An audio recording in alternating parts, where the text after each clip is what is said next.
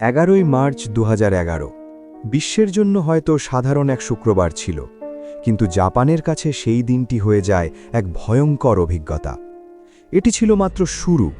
হঠাৎ এক প্রবল কম্পন এবং বিস্ফোরণ ঘটে, যা শুধু জাপানকে নয়, সমগ্র বিশ্বকে শোকস্তব্ধ করে দেয়। দুদিন আগে 9 মার্চ 2011-তে সকাল 11:45 9.2 মাত্রার ভূমিকম্প জাপানের সানরিও উপকূলে আঘাত হানে।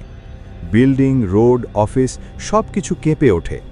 জাপানিরা এমন দৃশ্যের সঙ্গে অভ্যস্ত, কারণ এই দেশে প্রতি মাসে গড়ে 85 বার ভূমিকম্প অনুভূত হয়।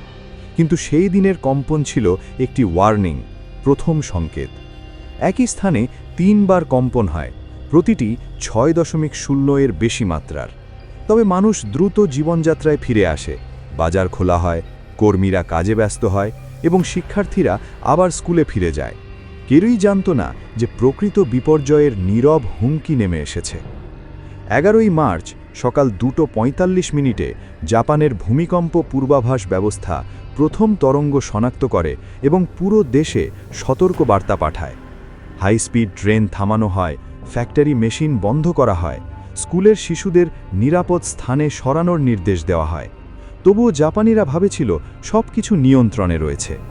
কিন্তু মাত্র 1 মিনিটের মধ্যে দুপুর 2:46 প্রশান্ত মহাসাগরের উত্তর পশ্চিমে 18 মাইল গভীরে 9.1 মাত্রার মেগা থ্রাস্ট ভূমিকম্প আঘাত হানে।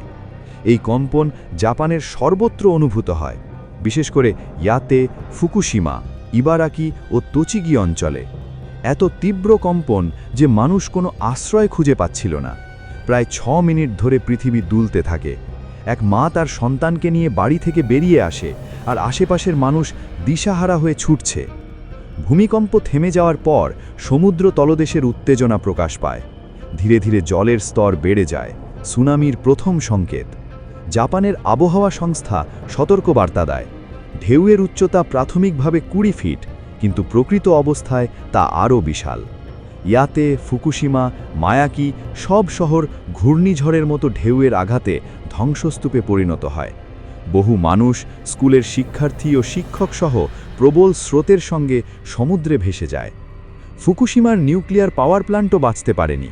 সুনামি চুল্লির কুলিং সিস্টেম ধ্বংস করে, জেনারেটর বন্ধ হয়ে যায়, চুল্লিগুলো গলে যায়, বিস্ফোরণ ঘটে এবং রেডিয়েশন ছড়ায়। তবুও 50 সাহসী কর্মী মৃত্যুর মুখে লড়াই চালায়।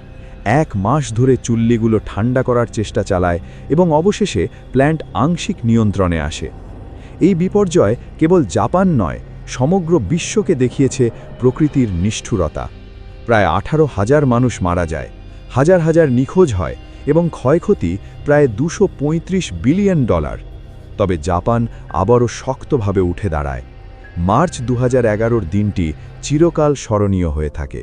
প্রকৃতির অসীম শক্তি, যার কোনো দয়া বা ক্ষমা নেই।